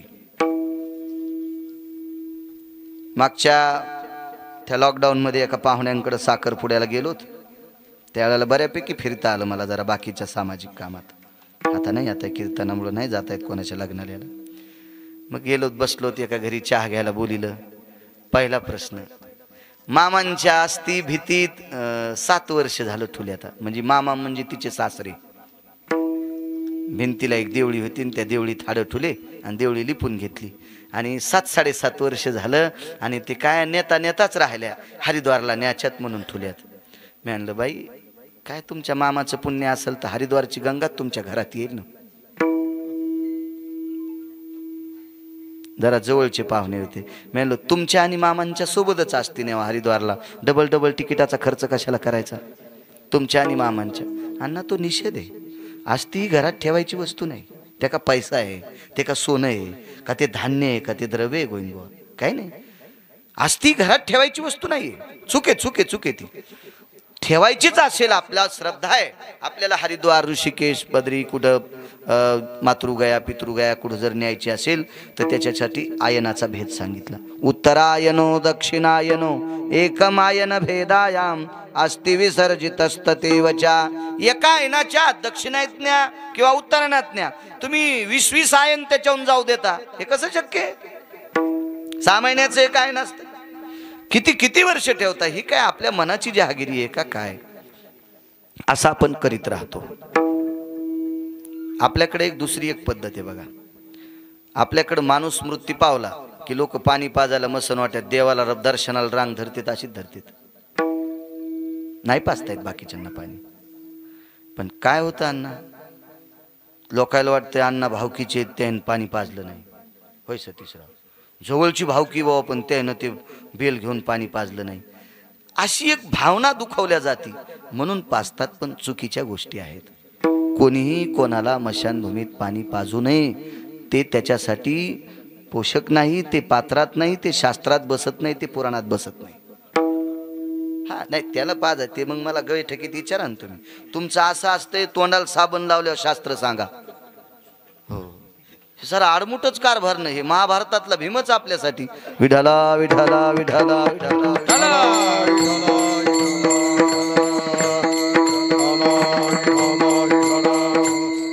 खिशादेन बाळू महाराज तुमच्या केव्हा फोन लावून विचारायचं काय ताण आहे त्याला. ते काय ऋषिकेश हरिद्वारचा आहे का कुठल्या दुसऱ्या राज्यातला आहे. आणि जरी पाजायचं असेल, माझं मते एकदम नियम मोडणं वारकरी बुवा सोपं पडत नाही. पाजायचंच ना पाणी तर आपल्यापेक्षा ज्येष्ठ माणूस गेला त्याला पाजायचं. 70-75 वर्षाच्या 20-25 वर्षाच्या माणसाला 80 वर्षाच्या माणसानं ते हातात बेल घेऊन पाणी पाजणं मूर्खपणाचं टोकेन. ते उलटी प्रक्रिया आहे ना, ती निषेध प्रक्रिया आहे ना, ती शास्त्राच्या चौकटीत बसत नाही ना ती. आपण सुरू करतो काही सुरू करतो, काय विषय नसतो त्याला. एक दुसरा सिद्धांत सांगतो. आपल्या भारतीय संस्कृतीमध्ये, हिंदू संस्कृतीमध्ये अंत्यविधी करत असताना डोक्याला कपडा नसावा. मुस्लिम समाजाचा आपल्या विरुद्ध. मुस्लिम समाजामध्ये डोक्याला कपडा बांधल्याशिवाय अंत्यविधी करता येत नाही, ही त्यांच्या धर्माची प्रणाली. आणि आपल्याकडे आता मला फेटा असेल मी बगलात घ्यायचा, टोपी असेल खिशात ठेवायची. भडागणी देताना, फक्त भडागणी देताना ते छातीवर ठेवतात ना पिंडी, त्यावेळेला आपलं डोकं उघडा असावा, असा आपला धर्माचा सिद्धांत सांगतो. काय नसतं कोणाला. सरपण टाकणारे पण टोप्या काढीत नाहीत. ते रचणारे असतात का, ते पण ह्या ताना पाण्यात यायच्या, इकून टाक तिकून टाक, असं कर तसं कर. जसं यांची PhD झालेली आहे सरण रचण्यात. इतक्या जोरात बोलतात ते, इतक्या जोरात. त्यांना काही सोयर सुतक नसते ना, ते ह्या आवाक्या चवाक्य बोलतात, पार पार पार पार बोलतात. वा, असं वाटतंय सगळं झाल्यावर त्या प्रेताच्या बाजूला याला पण झोपवावं. इतके नालायक कोणी बोलतात, काय काय अमानुष बोलतात, ऐका वाटत नाही त्या बडव्यांचं. मूर्खपणा असतो त्यांच्याकडे ते. पण काय तिथं कोणाचं चलत नसतं ना, ती मशान शांतता असते ना, ती तिथं काय चालत नसतं कोणाचं, काही बोलतात बडवे. नियमाची प्रणाली असावा. चला, मुलगा परत आणून दिला, तो पुन्हा मृत्यू पावला.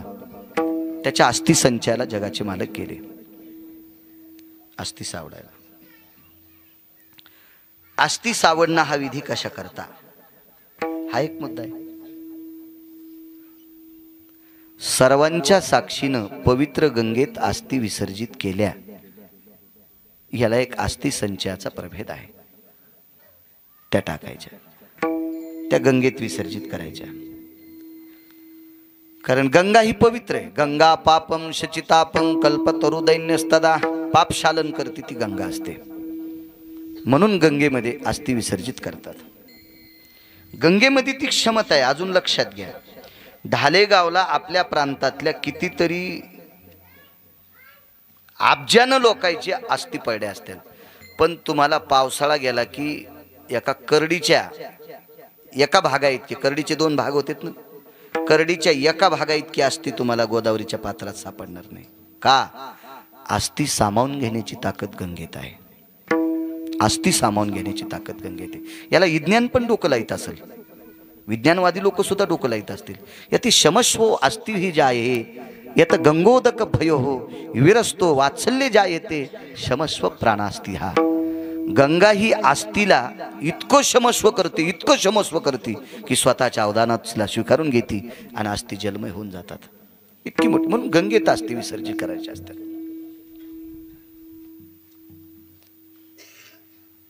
आपल्याकडे पुन्हा एक नियम असतो.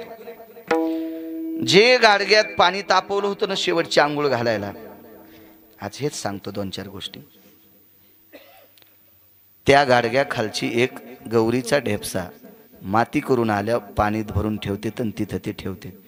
त्याच्यातली थोडीशी राख कपाळाला लावते. त्याचं कारण सांगू? शुद्धो येती भस्म लेपनश्य जायते. गाईचं शेण जाळल्याच्या नंतर जे भस्म तयार होतं का, त्या भस्माची ताकद जगात कुठलंच भस्म करू शकत नाही. इतकं ते भस्म श्रेष्ठ असते. म्हणून शिवजींना अर्पण करायला एक तर चिताभस्म असावा, मेलेल्या माणसाची राख असावी एक, अन्यथा गाईचं शेण जमिनीवर पडू द्यायचं नाही. शेण पडत असताना हातावर झेलायचं आणि पात्रात वाळवायचं त्याचे गोळे करून, आणि ते गोळे पात्रातच जाळायचे. धरणीचा जमिनीचा स्पर्श न होता जाळलेले गोळे, ते भस्म भगवान शिवजीला 10 क्विंटल सोनं अर्पण केल्याचं पुण्य प्राप्त होते. आणि ते भस्म गाईचं असते, ती गौरी असते. आता त्या तोलाचं जरी नसेल तर त्याच्या तत्वात असते. आणि म्हणून ते राखुंड कपाळाला लावायचं असतं. कपाळाला चक्षुया स्थितेषु घ्राणमेवचः श्रवणेंद्रियाः आननपुटा सुष्मी भय जायते. ती राख तितकी जागा शुद्ध करत असती. कारण प्रेत जाळून आल्याच्या नंतर दूषित वारं आपल्या अंगावर येत असते, ते धूर येते, दूषित येते. माणूस मेल्याच्या नंतर ज्या पेशी विषारी बनतात, ते जीवाणू कीटक घातक ठरत असतात. म्हणून तर काही काही आजार झाल्यावर डॉक्टर बांधून देत होते, आता घरी गेल्यावर सोडू नका. हे फक्त कोरोनाचंच नाही, याच्या आधी पण अशा पद्धती होत्या. तुम्ही लवकर या प्रेताची विल्हेवाट लावा असं अधिकारी डॉक्टर सांगत होते. की आता उघराडापडी करू नका, चांबाळाचोंबळी करू नका, घरी आंघोळ घालू नका, 5 मिनिटं ठेवा, लगेच स्मशानभूमीत न्या, असं सांगते डॉक्टर. म्हणजे हे शरीर दुःखाचं कोठार आहे, रोगाचं भांडार आहे. याच्यातला प्राण गेला रे गेला की याचं रूपांतर अत्यंत घाणेरड्या याच्यात होत असते. म्हणून ते याची विल्हेवाट लावित असतात. योग असा आला म्हणून ती गौरी लावत असतात. तुम्हाला एक माहिती आहे, वास्तुशांती केल्याच्या नंतर 11 प्रकारच्या वनस्पती असतात, 11 प्रकारच्या. त्याच्यापैकी गौरी, गाईची रानशिनी गौरी लागत असते. घरातल्या सगळ्या वस्तूचं सूक्ष्मीकरण करण्याची ताकद गौरीत आहे. बसा, एवढी मोठी शक्ती. म्हणून ती गौरी माणसाच्या प्रेताच्या वेळेला सागाच्या लाकडाचा जाळ करता नसता का? गॅस नसता का दारी ठोता आला, स्टोन असता का दारी ठोता आला, गौरीच का लागती? मुंबईला सुद्धा गौऱ्याच, दिल्लीला सुद्धा गौऱ्याच असत्यान काय एखाद्या कॉलनीत म्हशी असत्या काय एखाद्या कॉलनीत गाई, पण त्या इकत पाचका होत नाही, पण गौऱ्या घेणार आणि त्याच्यावरच ते पाणी गरम करणार. कारण त्या गौरीच्या धुरामध्ये जी ताकद आहे ती गावरान तूप अग्नीत टाकल्याच्या नंतर ताकद भेटते का त्या धुरात? म्हणून आपण आगारी भरण्याची पद्धती जेवताना आपण जेवतो ना, जेवायला बसल्याच्या नंतर विस्तव घेतात, त्याच्यावर थोडेसे बंधे तांदूळ टाकतात शिजलेले नाही, आणि मग त्याच्यावर गुळ टाकतात, साखर नाही. आता नसल्यावर ते काय मग दगडापेक्षा इटकर मऊ, म्हणून साखर घ्यायची, ते चलत असते. तुम्ही आम्ही लावलेले टिपणं आहेत ते आपलं ते हे. आणि मग त्याच्यावर ते नागिनीचा पान असं कधी कधी चुरगाळायचं, पण ते पितृपंधरवाड्यात असते, एरवी नाही. आणि मग ते तूप टाकायचं, आणि त्याचं जे धूर आहे का, म्हणजे आपण दूषित घेतलेला वायू त्या धुरानं शुद्ध होत असतो, आणि मग मनमोकळेपणानं जेवायचं, जठराग्नी तृप्त होत असतो. ही त्या धुरात ताकद आहे. म्हणून दारात ज्या 2-4 गौऱ्या पेटवल्या जातात का, सगळी दुःखाच्या सावधात कावरलेली लोक असतात.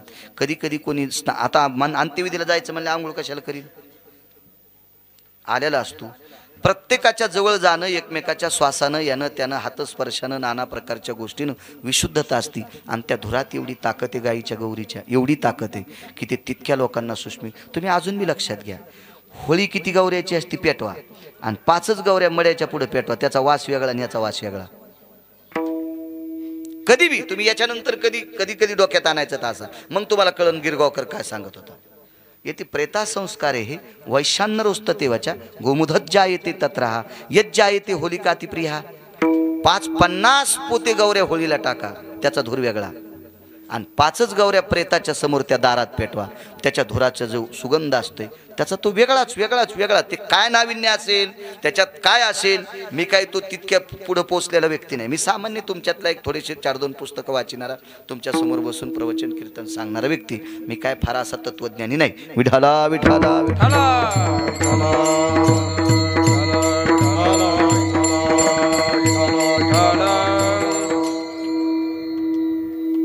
म्हणून आस्ती गंगेत टाकायची पद्धत आहे.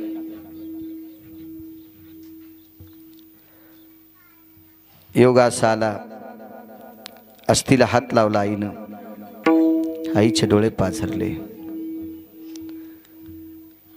गुडघे टेकले मशानभूमीमध्ये, दोन्ही हात आपल्या मुलाच्या राखेच्या ढिगलात आहेत. तिच्या शुद्धांत कर्णाने वात्सल्याने राख आर्द्रतेत आली, ओली झाली, आणि राख अशी हातावर घेतली ना आवाज दिला, कन्या, ए कन्या. जी आईसाहेब, जी म्हणत होता विटेवरचा मालक, जी म्हणत होता. धावत आला मशान भूमीत, मुलाच्या प्रेताच्या जाळलेल्या त्या मड्याच्या जवळ गुडघे टेकून बसलेल्या बाईनं तोंड फिरवावं, खाली बसावं, देवानं पळत यावं. देवाचा डावा गुडघा तिच्या मुलाच्या राखेत बुडतोय, देवाचा डावा गुडघा तिच्या मुलाच्या राखेत बुडतोय, उजवा गुडघा एकीकडे आहे, आणि तिच्याचं कपाळ तिच्या चरणावर आपटतंय. माय काय काम आहे, पहिल्यासारखं करता येईल का रे पुन्हा? जसा समुद्रात बुडालेला वापस आणलास तसा मला पुन्हा वापस करता येईल का? ब्रह्मांडाच्या मालकाने पुन्हा 2दा दर्शन घेतलं. आईसाहेब, 7व्या अवतारात मला माझ्या बाबांना परत आणता आलं नाही, यांना कसं आणता येईल? दृष्टांत संपला. किती मोठी व्यक्ती होती, ज्याच्या आईने विटेवरच्या मालकाला 12 वर्ष भाकरी घालावा, ज्याच्या वडिलांनी विटेवरच्या मालकाला शैक्षणिक पाडे द्यावे, शिकवावं, इतके त्याचे वडील मोठे होते, इतकी त्यांची आई मोठी होती.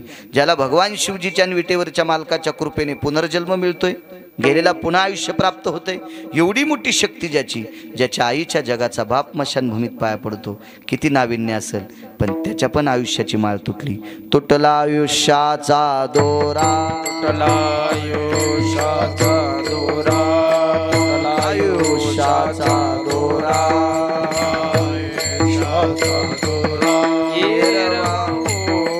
पसारा येरवाऊगा पसारा, येरवाऊगा पसारा, येरवाऊगा पसारा, येरवाऊगा पसारा, येरवाऊगा पसारा.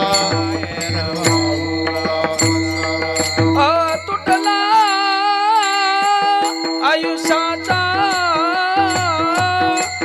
तुटला आयुष्याचा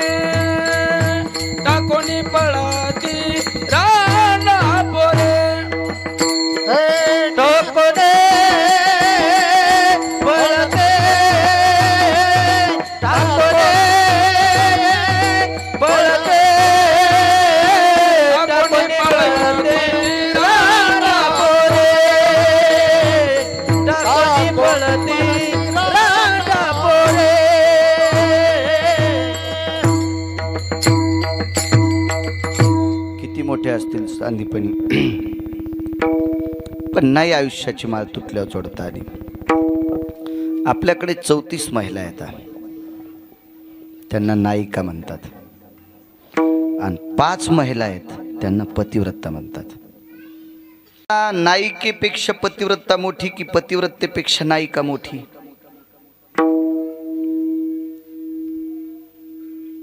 आपण नाही डोकं लावायचं त्याला. नायिका जर मोठ्या म्हणावं तर मग ह्या पतिव्रतेच्या यादीत आहेत, आणि पतिव्रता मोठ्या म्हणावा तर जगातल्या कुठल्या स्त्रिया त्या 34 बायकांची बरोबरी करू शकत नाहीत. इतकं मोठं नाविन्य. एक बाई पतिव्रतेच्या यादीत नाही, पण अमृत साठवायची ताकद तिच्यात होती. मग सांगा, पतिव्रता श्रेष्ठ का ती श्रेष्ठ? देवाला नाही अमृत धरता आलं, गरुडाला नाही अमृत धरता आलं, कदरूला अमृत प्राप्त झालं नाही धरता आलं, गरुडाला 2दा मिळालं नाही धरता आलं, बळीला प्राप्त झालं नाही धरता आलं, देवायला मिळालं मोहिनीला पाहत राहिले. खोटी बाई होती ना, वरून बो आत, वरून बाई नातून बोआ. मोहिनी काय खरा बोआ होता का? पंढरपुरातला मालक मोहिनी झालता, वरून बाई होता ना आतून बोआ होता, तरी ब्रह्मदेवासारखा माणूस त्याच्याकडे बघून पाकळतोय. किती किती विचित्रपण आहे, किती विचित्रपण आहे. अशी 43 देव त्या रूपाला बघून भळभळले. अमृत होतं त्यांना प्यायला, पिता आलं का? ते तिलाच पाहत राहिले. तरी देवानं सांगितलं, ऐका रे ऐका, मी खोटी बाई आहे, आतून बो आहे, मी साडी घातलेला बो आहे, मी बाई दिसतोय तुम्हाला पण आतून बो आहे. कुठं ऐकले कोणी? पण ज्या बाईनं अमृत आपल्या नवऱ्याकरता साठवून ठेवा, ती बाई किती मोठी असेल. तसा नवरा तिचा नालायक होता. 4 रावणापैकी 1 रावण होता. कधी कधी वाची जा, रिकाम्या वेळात चांगलं वाची जा. काय होतं, एक आत्मिक समाधान भेटत असते. चांगलं वाचा, चांगलं वाचा, विश्वाचा मालक तुम्हाला वाचील. काही नाही वाचायचं, काही वाचण्यात आनंद नाही आणणार. हे उग तुम्हाला एक सांगू का, पेपर हा किती वाचावा आणि कशा करता वाचावा याचं मर्मत नाही. काही काही गोष्टी पेपर मधल्या अशा आहेत की त्या तुम्ही वाचिल्याच्या नंतर त्या दुरुस्त करू शकत नाहीत, आणि त्याला काहीच तुम्ही तोंड देऊ शकत नाहीत. उलट तितक्या वेळापुरती तुमची मेमरी चलविचलित होत असते. थार दिशा अपघात पाहिला, अरे बापरे, आज एका कुटुंबातले 4 माणसं गेलेत. पेपरवर पाहिलं, मी नाव्याची तर होतो, ते लगेच एक जण दुसरा सांगू लागला, मला आयतच पाठ झालं. ते दाढी करायला गेलो होते तिथं ते दुसरं, अरे बापरे म्हणलं. म्हणजे विचार करा, ते वाचिल्याच्या बरं त्याला सायकल नाही, फायकल नाही, काय नाही, जीव वाचवायला ते झाली की नाही तितक्या वेळापुरती त्याची. काही गोष्टी तुम्ही जितकं दूषित पाहता का तितकं तुमचे विचार दूषित होत असतात. ठीक आहे, राजकारणी असेल, विलक्षण प्रेड असेल, इकडं कोण निवडून आलं, तिकडे किती पडले, तिकडे किती गेले, इकडे किती वावले, तितक्या पुरता त्यानं पेपर पाहा. काही गोष्टी ठीक आहेत. काही माणसं इतका पेपर वाचितेत, इतका पेपर वाचितेत की त्याला वाटतं याच्यातलं एखादं अक्षर जर वाचायचं ठुलं तर आपले पूर्वज नरकाला जातात का काय. 2-2 महिन्याला काच बदलायलीत काय काय, इतके पेपर वाचितेत. काय त्याच्यात त्या पेपरामध्ये तुम्हाला? बरं ठीक आहे, देशाच्या काही गोष्टी त्याच्यात दिल्या असतील तरी तुम्हाला त्याचे काय कुठं न्याय मिळालेत, आणि ते काय त्या कागदात भेटणार आहे? काही वाचतात माणसं. अरे विश्वात असं काही वाचायचं आहे की ते वाचिल्याच्या नंतर आपल्याला जगाचा मालक वाचवेल, इतकं मोठं नाविन्य. बाकीचं वाचिल्याच्या नंतर सामाजिक बांधिलकी जोपासता येते, आणि नुसते पुष्कतक वाचिल्याच्या नंतर एखादं पद मिळू शकते. माझ्या जीवनात 5 कलेक्टर आले, म्हणजे भेटीगाठीचा योग आला. फारसं लग्न, फार जवळीकता त्यांची. मला काही गरज पडली नाही बिचारायला काम सांगायची. आपलं काम पंढरपुरातला करायला आणि कशाला खालच्याला सांगायचं, आणि काही गरजच पडली नाही ना. मला सांगा, आपले डोळेच दुखणं, डॉक्टरकडे कशाला जायचं? काही गरज नाही. संन्याशान लुगड्याचा भाव करायचा नाही, बायकूच नाही त्याला, त्यानं कशाला लुगड्याचा भाव करायचा? चुकीच्या गोष्टी आहेत ना ते. पण माझ्या जीवनात मी सहज विचारायचं, का हो ते मागे एकदा असं तुमच्या जिल्ह्यात झालं तर त्याला तुम्ही कसं निवारण केलं? ते म्हणले, महाराज मी दिल्लीला क्लास केले, आणि दिल्लीला क्लास केल्याच्या नंतर कलेक्टरची परीक्षा पास झालो, पण एवढी जनावरं अतिवृष्टीत वाहून गेले, ते आमच्या पाठात शिकलं नव्हतं. ते मला तिथला ग्रामसेवक, तिथला तलाठी, जिल्हा परिषदचे काही लोक, काही या सगळ्या लोकांची मीटिंग लावली. मग त्यानं सांगितलं हे कोणी खेड्यात शिकलेलं, कोणी वड्याचं पाणी पेलेलं, कोणी कुठं शिकलेलं, त्याला त्यांनी त्या आपत्तीवर निवारण करण्याची ताकद त्या ह्याच्यात होती. फक्त शिक्कामोर्तब आमचं. दिल्लीला क्लास करून शिकलेलं त्याला इकडे प्रापंचिक बांधील की काय करणार आहेत खालच्या, त्याला काय लक्षात येणार आहे? त्याला कलेक्टर असेल, मी वाईट म्हणतो असा विषय नाही, पण त्याला बाकीचं काय करणार बाया, काय कळू शकतं त्याला?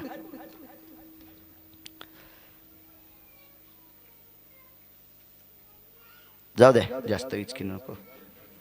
पुन्हा लोक शाळा सुटली तर पोरं म्हणतील आता आपल्याला कलेक्टर व्हायचंच नाही, याचे परिणाम असे होऊ नये. मला सांगायचं की काही गोष्टी वाचवत जा, त्याच्या त्या बाकीच्या गोष्टीत उतरत असतात त्या.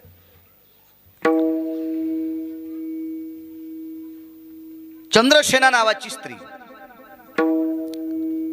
हिने अमृत साठवलं आणि चंद्र सूर्याला स्वतः प्रत्यक्ष सांगितलं, ए दिनपती, ए निशापती. निशापती म्हणजे चंद्र, दिनपती म्हणजे सूर्य.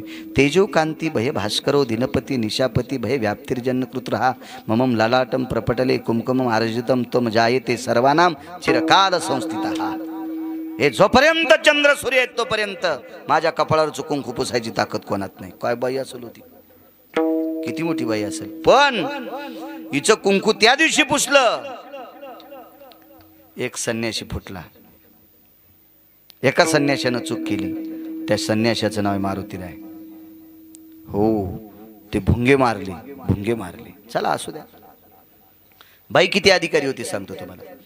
ज्या संन्याशाने भुंगे मारले त्याला शाप द्याला, ही शेपटी तुला राहणार नाही. रामेश्वरला शेपटी नाही मारुतीरायला. आणि ज्या पायाच्या अंगठ्यानं पंढरपुरातल्या मालकानी तिचा पलंग मोडला, तिनं शाप दिला, याच अंगठ्याला बाण लागन तू जाशील. भिल्लेविन दिले शारंगधर. काय बाईची ताकद असेल वारकरी बुवा. शाप दिल्यावर देव त्या तिथीला मरतो हा शब्द ऐकायला बरा वाटत नाही, पण दुसरा सांगू कोणता? देवाला इहलोकातली यात्रा सोडावं लागते त्या बाईच्या म्हणण्यानुसार. महाराज विश्वातला एक नंबरचा संन्यासी, बुद्धिमतान वरिष्ठम, त्याच्यासारखा निष्कलंक कोणी जीवन जगलेला माणूस नाही, पण त्याला बिना शेपटीचं रामेश्वरला राहावं लागतंय. काय बाई असेल, पण त्या बाई अमृत नवऱ्यासाठी प्राप्ती स्थापित केलं. इतकी बाई जगात आधिपत्यात, ती 34 नायिकेपैकी एक चंद्रसेना. तिच्या सुद्धा आयुष्याची माळ तुटली, तुटला आयुष्याचा दोरा. किती मोठी अधिकारी बाई होती. या 34 पैकी गांधारी एक बघा.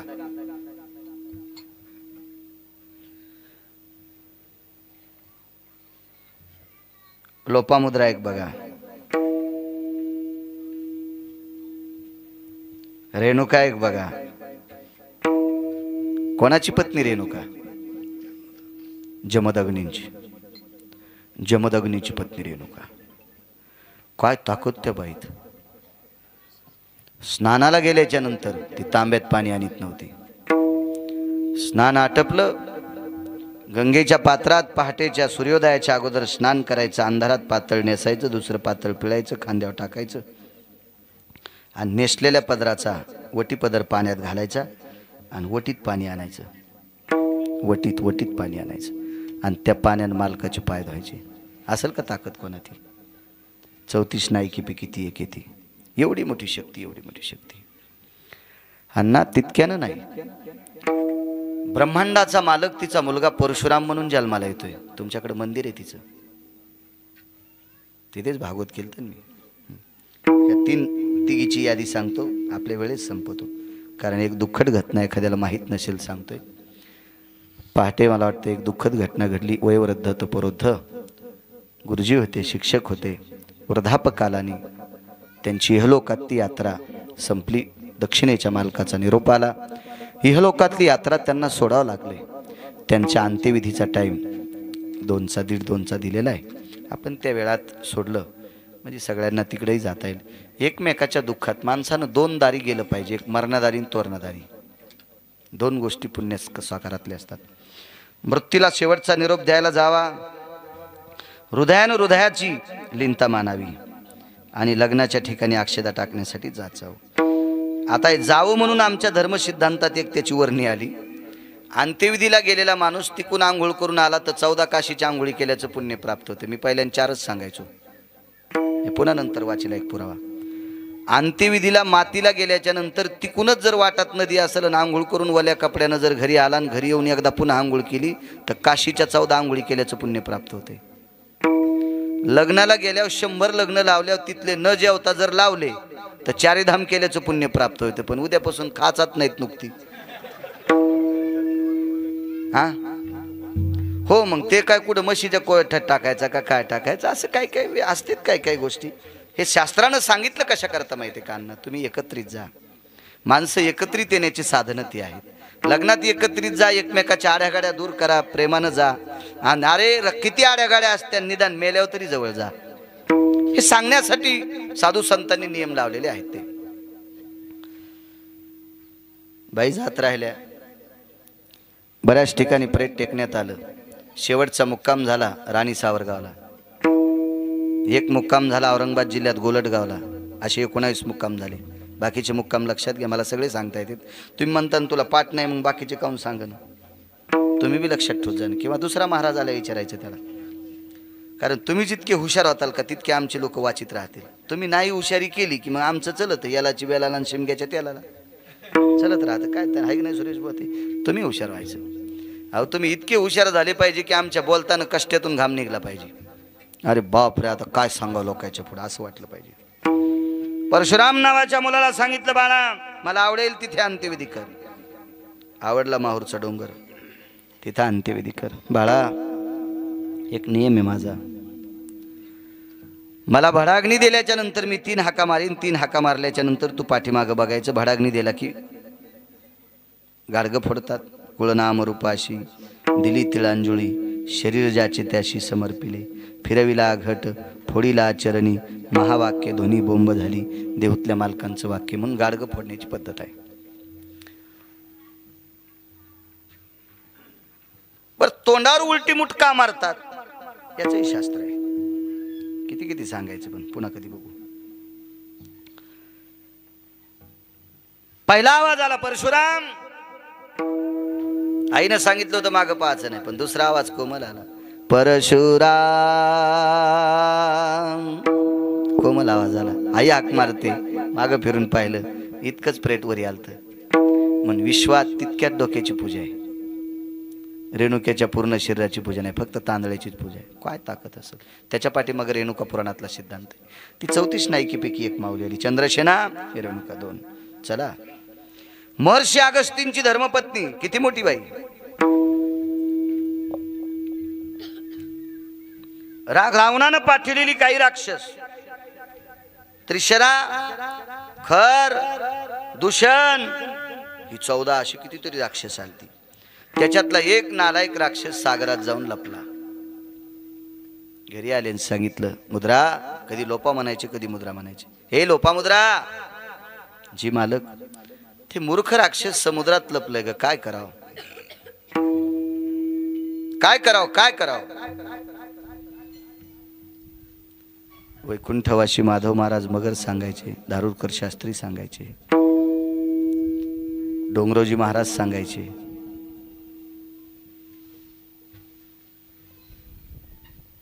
तिनं पात्रात जेवायला वाढलं. तेजो भयस्थितो ललाटम प्रपटले आरजीवो भास्करो दिनकरो सकला स्थिततेजायाम पती परमेश्वराय नमः. भोजन केलं. कागमणी एवढ्या एवढ्याच कोरा खाल्ल्याच्या नंतर पोट भरतंय, इतकं इतकं केल्यावर पोट भरतंय. आज तुझ्या हातचा एक घास खाल्ला की तृप्तीचा ढेकर जा म्हणे. आज तुम्ही तृप्तीचा ढेकर याच्या करता दिलाय, तुमचं उदर इतकं मोठं झालंय की त्याच्यात समुद्र बसू शकतो. त्याचे 4 श्लोक आले पुढं, तो पुढचा विषय. कधी योग आला तर पुन्हा सांगेल. सगळं कसं सांगता येईल. जमीन 300 एकर, बैल 2, अण्णा कशी पाळी होईल. आणि मग सागराच्या तीरावर गेले. एकाच मने माझा पिता जायाने प्राशीला. एका खोटाच समुद्र पेला. एवढं उदर होण्याची ताकद कोणाची ताकद आहे? बायकोची. पंढरपुरातल्या मालकाला ठराविक नालायक मारायचे होते, पण ते नालायक पंढरपुरातल्या मालकाच्या हाताने मरत नव्हते. याचं एकमेव कारण होतं, त्यांच्या बायका अधिकारी होत्या. चंद्रसेना अधिकारी होती म्हणून ते मरत नव्हतं. मारुतीरायला जावं लागलं. वृंदा अधिकारी होती म्हणून जालिंदर मरत नव्हता. मंदोदरी अधिकारी होती म्हणून रावण मरत नव्हता. रावणाला मारण्यासाठी त्याचा भाऊ फोडावा लागला. त्याच्या बहिणीच्या मनात नालायक विचार आणावं लागले. शास्त्र आहे. तुम्हाला एक सांगू, कौरव मरत नव्हते राजे हो, कौरव मरत नव्हते. कौरव मारण्यासाठी सगळ्यात मोठा पापी व्यक्ती बोलवला त्यांचा मामा, फार मोठा. सांगतो पुढचा मुद्दा एक, पुन्हा आठवत नाही मला. भीमाला सांगितलं, दादा दुर्योधन समोर आला की गदा हाना. अशी गदाच फिरवायचा भीम, कर कर कर कर कर कर सोडायचा. देवान म्हणायचं थांब उद्या, थांब थांब उद्या. असं करता करता 10-12 दिवस गेले. भीमानं सांगितलं, देवा आज गदा असा अन्साट्यात आला, नेम धरलाय, एका ठोक्यात मांडी उडीणार. तुम्ही थांब म्हणता, उद्या म्हणता, आणि उद्या असं नेम धरला की परवा म्हणता. नेमकं काय? अरे बाबा मी का तुझ्या विरोधातला आहे का काय? गाडीत तू याच बसायला प्रचार तू आज करायला. गाडीत तू ह्या बसून प्रचार दुसऱ्याचा करीन मी, असं नाही मोह काम. मी तुझ्याच गाडीत बसलो तुझा तुमच्या हिताचं काम करतो ना. मी सांगतो त्यावेळेला मारणं, आणि मग सांगितलं आता गदा मार. आणि गदा मारल्याबरोबर दुर्योधन खाली पडला. संध्याकाळी विचारलं, इतक्या दिवस का नाही मारू दिली? कारण दुर्योधन त्याच दिवशी चुकला होता. त्या दिवशी आईचं दर्शन घेऊन आला नव्हता. ज्या ज्या दिवशी दुर्योधन आईचं दर्शन घेऊन आला, त्या दिवशी दुर्योधनाच्या भोवताल आईच्या कर्तव्याचं, पातिव्रत्य मातेच्या सत्वशिलाचं तेज भोवताल फिरत होतं. भीमा, गदा तर तू कधीच फुटली असती, पण हातही निष्ठून गेला असता. इतकं पतिव्रतेचं तेज आहे. पण आज नालायक दुर्योधन आईच्या पाया पडून आला नाही, म्हणून तुझ्या गदेचा प्रहार केलाय. दुर्योधना मारिली गदा. हो, मग गदा इतकी ताकद होती गांधारीची. भीमाचं पंढरपुरातल्या बालकाचं चालत नव्हतं त्याच्यावर, एवढी अफाट शक्ती होती, अफाट शक्ती पतिव्रतेची. एक मुद्दा सांगतो तुम्हाला. वनामध्ये धृतराष्ट्र आणि गांधारी आहेत कौरव मृत्यू पावल्याच्या नंतर. तुटला आयुष्याचा दोरा सांगतोय. वनात गांधारी आणि धृतराष्ट्र. तर त्या वनामध्ये हिंस्र पशु असायचे. वाघ, सिंह, लांडगं, कोल्हे, तरस, बिबटे आदी करून ती पशु पक्षी होती हिंस्र. अशी पावलं वाजल्याबरोबर धृतराष्ट्रानं गांधारीच्या मांडीवर हात टेकायचा. गांधारीच्या मांडीवर हात टेकायचा. कुलकर्णी काका, गांधारीच्या अंतकरणातलं पतिव्रतेच्या सेवेचं कवच मालकाच्या अंगावर गेलं की वाघ फिरून जात होता. फिरून जायचा अण्णा, वाघ वापस फिरायचा. हे याला बोच करायची ताकद आपल्यात नाही, कारण हे पतिव्रतेचं कवच आहे त्याला. इतकी मोठी ताकद. कालांतराने धृतराष्ट्र वनात एकटा फिरू लागला. फिरायला गेला, वापस आला. अंध होता तो, चापून चापून फिरायचा. विचारलं पत्नीने, वापस का आलात? गांधारी, मला काही माझ्या घ्राण देवता म्हणजे नाकाला असा सुगंध आला की सिंह बसलेले होते. सुगंध आला. गांधारीनं सांगितलं, मालक, विश्वातला एकही हिंस्र पशु नाही की ते तुम्हाला बोचकारू शकेल किंवा चावू शकेल. ही कोणात ताकद नाही. 15-10 मिनिटात आपण आठवू. ते तुम्हाला बोचकारू शकत नाही. तर प्राण्याची भाषा कळणाऱ्या एका व्यक्तीने विचारलं.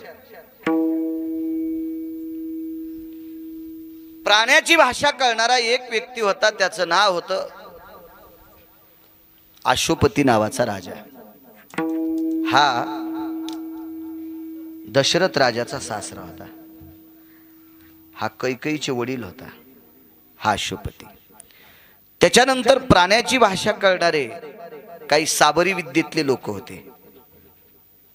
ते साबरी विद्येतले लोक नवनाथांच्या नाथ परंपरेत येत असतात. साबरी विद्येची लोक नाथ परंपरेत येत असतात. त्याच्यापैकी महाभारतामध्ये कणाश्व नावाचा एक गंधर्व होता. तो शापामुळे खाली आलता आणि या गंधर्वाला प्राण्याची भाषा कळत होती. त्यानं पाहिलं, हा धृतराष्ट्र एकटाय भोवताल 5-25 सिंहाचा मेळे तरी बोच करीत नाही. किमक्को होती हा दंता भयत्वी यत हिंस्राति जायते पशुयाम अंधायति सर्व पुरुषानाम विस्तृतोति जायते. किमा काय भाषा आहे गोड, काय नाविन्य असेल त्या शब्दात. अरे काय दात आहेत तुमचे.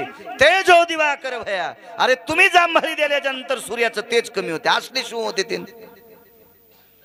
अरे पौर्णिमेच्या दिवशी तुम्ही जर ललकार खेळायला लागले तर चंद्र ढगाच्या आड जातोय, इतके बिबट्याचे जात तेजस्वी आहेत. तुम्ही याला का बोच करीत नाहीत? तर काही प्राण्यांनी सांगितलं इतका पापी, इतका पापी, इतका पापी, इतका पापी, याला बोच करून आम्हाला पाप घ्यायचं नाही. हे एका पुराणाचा सिद्धांत आहे बरं का, याला काही खरं मानायचं नाही. पण काही प्राण्यांची अशी भाषा झाली त्या खन्नवाला, अरे अखंड पत्नीचं तेज याच्या भोवताल फिरतंय, आमचे नख याच्या पुढे काहीच नाहीत. इतकी बाई 34 नायकी पैकी एक, एवढी श्रेष्ठ बाई. वनात एके दिवशी बसले, पुढचा विषय सांगायची गरज नाही पण सांगतोय. गांधारी इकून बसली, पलीकडून धृतराष्ट्र बसले आणि पावला असे टप टप टप वाजत होते. पावला खाली पानं चुरा होत होत्या, काड्या चुरा होत होत्या, पाचोळा चुरा होत होता. असं वाटत होतं 2-4 शिव आलेत का काय. गांधारीनं पटकन हात उचलला आणि धृतराष्ट्राच्या मांडीवर टेकला. तिला वाटलं यांना झोप लागली का नाही, आता सिंह जवळ आले, यांना बोच करतो. गांधारीचा हात मांडीवरला काढा आणि खाली टेकला. गांधारीने विचारलं, प्राणनाथा जी? जी कसं म्हणेल नवरा? प्राणनाथा, हो ग काय? तुमच्या मांडीवर मी हात ठेवला, तुम्ही बाजूला केला, तुम्हाला सिंहाची भीती नाही? सिंह मला मारून पाप प्रदान करणार नाही. आणि आता आलेला सिंह नाही गांधारी, कोण असेल? इथे येण्यासाठी एकच व्यक्ती भाऊक आहे. देव मला दुरावलाय, तो येऊ शकत नाही. माझ्या पुतण्यांना मी त्रास दिला, ते येऊ शकत नाहीत. इथे येणारा एकच आहे, तो फक्त आहे इदूर. इदूर हा वाक्य ऐकत होता आणि धृतराष्ट्राच्या पायावर डोकं ठेवलं. दादा वनात हेस? होय म्हणले. वहिनी साहेबांच्या पायावर डोकं ठेवलं. धृतराष्ट्राने कडकडाटून मिठी मारली विदुराला. मागचा पुढच्या जन्माचा प्रसंग विचारला. चला असो. त्या वनामध्ये आपल्या मालकाला कवच देणारी 34 नायकीपैकी गांधारी होती. गांधारीनं दुर्योधनाचा पुन्हा दुर्योधन तयार केलता. राखेचा दुर्योधन केला. उजव्या हातावर ठेवला. कृष्णा एक लक्षात ठेव, माझ्या 100 कार्ट्यांनी तुम्हाला पांडवांना त्रास दिलाय. 100ला 100 मेले, त्याच्यातला एवढा जिवंत कर, उद्या धर्माच्या डोक्यावर छत्र धरील. धर्म जर बाहेरगावी गेला तर धर्माच्या पादुका सिंहासनावर ठेवील आणि त्याच्या पादुकावर छत्र धरील. याला जिवंत कर. पण पंढरपुरातला मालक लय हुशार होता. त्यानं 2 नंबरच्या राजकारण्याकडे तोंड केलं. त्याचं नाव होतं इदूर काकाने. इदूर काकानं सांगितलं नको, पुन्हा महाभारत सुरू होईल. काका हुशार होते राजकारणात. काका इतकं राजकारण कोणालाच कळालं नाही. कृष्णाला कळालं नाही. तसे कृष्ण 1 नंबरचे. मोठ्या माणसाला 1 नंबर द्यावाच लागतो, तो जगाचा मालक आहे ना. पण राजकारणातला 1 नंबरचा व्यक्ती विदुर काका होते. कारण कुठलेही राजकारणाचं सूत्र विचारायला भगवान कृष्ण परमात्मा विदुराकडे जायचे होते. उगा आपण लावतो चल विदुरा घर जावे, त्याचंच काम होतं. त्याच्या कामाकरता जात होता ते विदुरा करता. ते मग राजकारणाच्या चौकटी विचारित होता. आणि 5वा डॉन रयतेचा राजा छत्रपती शिवाजी महाराज. 5 मिनिटात सांगतो. परवाला शिवजयंती झाली. आज काय ते कीर्तन नाही, पण कीर्तन आहे ना, त्या निमित्ताने एका चांगल्या राजाचं 2 मिनिटात वर्णन करतो. माझ्या श्रीमंत श्री तुकोबरायाचं मत होतं, जाई हो तू माते नकरी साया सामी विष्णुदास तैसे नको. परस्त्रीला माय म्हणणारे तुकोबराय. परस्त्रीला माय म्हणणारे तुकोबराय. ज्या ज्या स्त्रियांनी त्या प्रांतातले प्रांतीय राजे भ्रष्ट करून टाकले,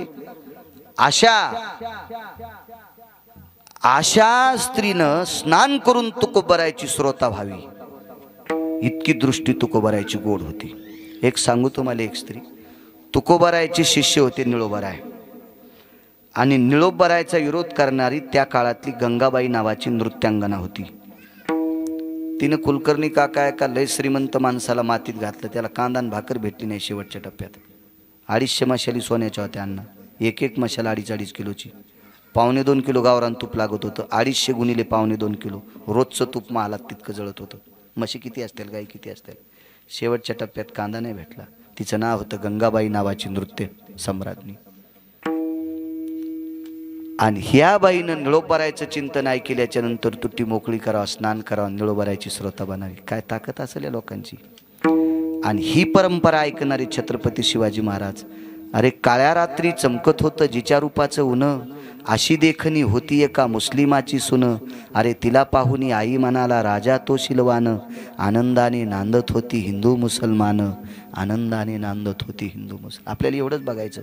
काळ्या रात्री, अमावस्याच्या रात्री जिच्या अंगाचा लख प्रकाश पडत होता, अमावस्याच्या रात्री जिच्या अंगाचा लख प्रकाश पडत होता, ती विरोधकाची बाई होती. तिला जर नजर कैदीत नुसतं ठेवलं असतं तर 2 किल्ले मिळाले असते. 2 किल्ले म्हणजे 450 गावाची जहागिरी, 450 गाव ताबेत, 2 किल्ले म्हणजे. आणि नुसतं तिला नजर कैदेत ठेवायचं. पण तिला पाहुणी आई म्हणाला, तिला पाहुणी आई म्हणाला राजा तो शिलवान. तिला आई म्हणण्याची घोडवाणी रयतेचे राजा छत्रपती शिवाजी महाराज, या देशाचा 5व्या क्रमांकाचा राजा, 6वा झालेला नाही, होणारही नाही. होतील याच्यासारखे कसे होतील कुलकर्णी काका? नाही होऊ शकत. या 5 लोकांसारखे होऊ शकत नाही. असो, असा हा 1 नंबरचा राजा कृष्ण. ज्यावेळेला दुर्योधन तयार केला त्यावेळेला विदुर काकांनी नकार दिला. पुन्हा गांधारीचं दर्शन घेतलं, माफी असावी. साखरेचा नो हे ऊस, आम्हा कैसा गर्भवास. साखरेचा ऊस तयार होत नाही, गुळाचा ऊस तयार होत नाही, साखरेचा ऊस तयार होत नाही. क्षमा. त्यांचा तुटला आयुष्याचा दोरा, येर वावगा पसारा. किती मोठी बघा ती एक रायडीन सांगता सांगता तुम्हाला लोपामुद्रा. बापरे किती मोठी ताकद. अहो तिने सूर्य थांबिला 3.5 घंटे. किती मोठी ताकद. या या या या लोकांना लक्ष्मी भेट होती. एका आचमने माझा पिता जायाने प्राशीला, म्हणून मी बहु भेटे गया साधू कुळाला. लक्ष्मी म्हणायची बाई एका घोटात समुद्र पिऊन टाकला माझा बापा. लक्ष्मी सागराची कन्या होती. एवढी मोठी व्याप्ती त्यांच्या जीवनात. ह्याही स्त्रिया शिल्लक राहिल्या नाही. तुटला आयुष्याचा दोरा, येर बाऊगा पसारा. विठोबा रखुमाई, विठोबा रखुमाई,